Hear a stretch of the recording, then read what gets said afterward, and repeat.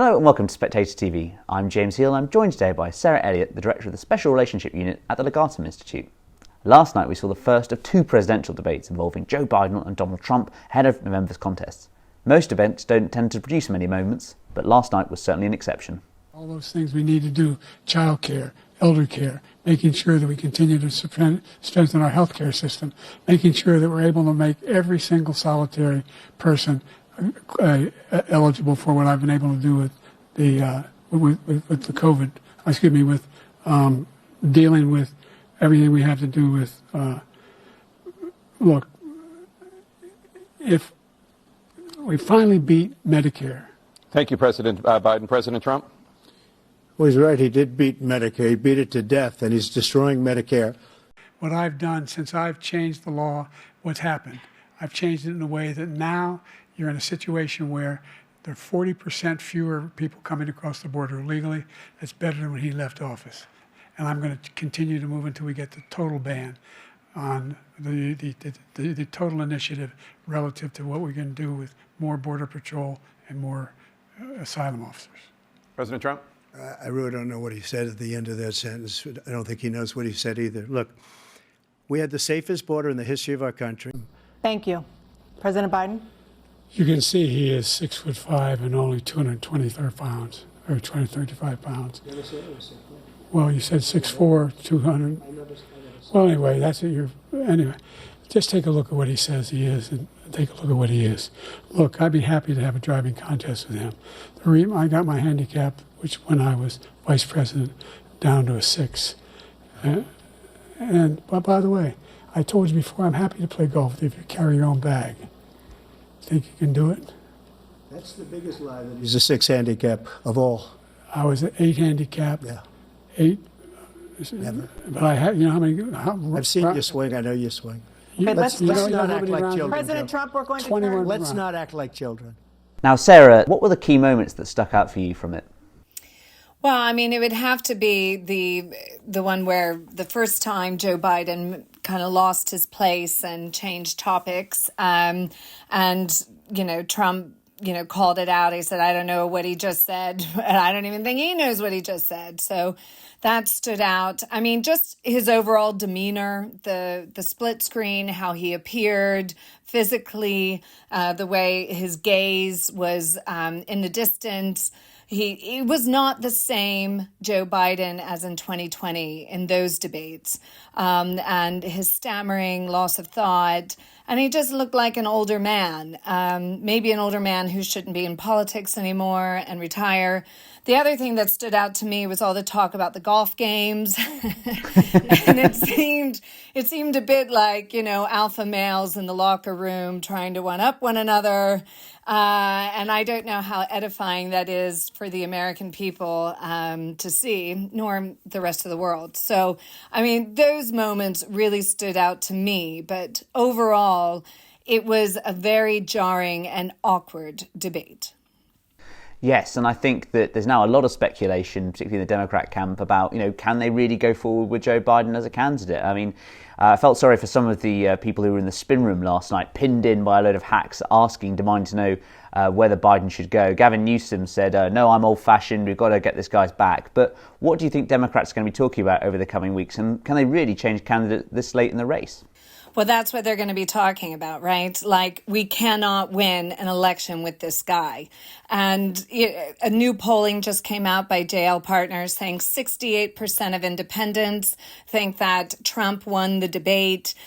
Trump is increasing his lead with independents and minorities anyways. This debate was supposed to change that course, get people to take Joe Biden seriously and kind of say, oh, all those reports of him being feeble-minded are just, that's just rhetoric and propaganda from the right. However, everyone saw on display that that's not the case. So, I mean, Democrats are going to be like, listen, we are not going to win with this guy. What can we do? And I mean, in terms of Trump's own performance, I think that, there were moments where he was typically combative, but it seemed in some ways more restrained. And I think, when we talked about Biden's faults earlier in this episode, he could have gone in really much harder on Biden and sort of use some of his more rhetoric about Sleepy Joe, etc. But actually, by just saying, as you just said, I don't know what he just said, and I don't think he did either. That kind of sort of less is more approach actually worked quite well with him last night. Yeah, and there was a moment a different line where Biden ended on Medicare, and he'd gotten his topics confused, and you could see the look on Trump's face when he goes, oh, interesting turn. But as opposed to like being the shark and just going for it and taking him on real harshly, he actually twisted around his argument against Biden without really embarrassing Biden in that moment. And that was kind of a form of statesmanship from Trump, I felt like. So the format really suited Donald Trump. The mute button, no audience to play to. I thought it actually worked really well for him. And clearly he's been trained and people have been in his ear, to kind of hold back. Because if there had been an audience there, I think it would have been too tempting to go after Biden much more harshly. That's fascinating, that point about kind of self-discipline. You listen to people who know Trump, who've worked with Trump, and they say sometimes he's the only kind of person you can't really sort of media master, you can't train him too much. But clearly, as you say, Sarah, like he has learned, obviously the format worked well for him, and producing a slightly more disciplined performance perhaps, and kind of allowing Joe Biden to make his own mistakes really helped him, and actually won the debate in a very polarised nation where it's split 50-50, getting a kind of 68% approval rating as a result of that debate is very impressive, isn't it? Yeah. And I mean, he's only 3 years younger than Joe Biden. I mean, they're both old, but no offense to anybody in that age range listening, but he's older, but he looked like a whole generation younger than Joe Biden. It just really contrasted their faculties, their abilities. And let's not forget that there was a federal prosecutor who decided not to prosecute President Biden over the handling of classified documents because he felt like he actually doesn't have all his faculties working. Listen, the Democrats need to do a service to the nation, although I think they should have done this, 6, 7, 8 months ago, and really consider putting in a different candidate. However, if they do that, how will that change Trump's popularity? Will that make it easier for Republicans to get elected, or will it make it more difficult? And the big question in the room is all about Kamala Harris, who could be our first female president. Why won't the Democrats get behind this woman? Clearly, she's as unpopular as Joe Biden, but, in the Democratic Party, identity politics plays a big role. It's really important to them. And it would be incredibly symbolic to have a Black female leader as their nominee. So, we're going to see these fights play out. Yeah, I mean, I was going to ask you, Sarah, what do you think as a Republican is more of a challenge to Donald Trump, Kamala Harris or Joe Biden? That's a tough one. I mean, after this debate performance, maybe Kamala Harris, but yeah, maybe Kamala Harris would be. I think right now everybody is pretty in sync that Joe Biden's not up to the job to be commander-in-chief for the next 6 months and definitely not the next 4 years. We've talked about the faculties and we've talked about the format of the debate. What about the issues raised on it? Do you think those played well to Donald Trump? Obviously, things like border patrol. I think that's something he's done very well on in terms of versus Joe Biden's failure since 2020. What do you think of the issues discussed last night, and how much are they going to be kind of the dominant themes over the next 6 months?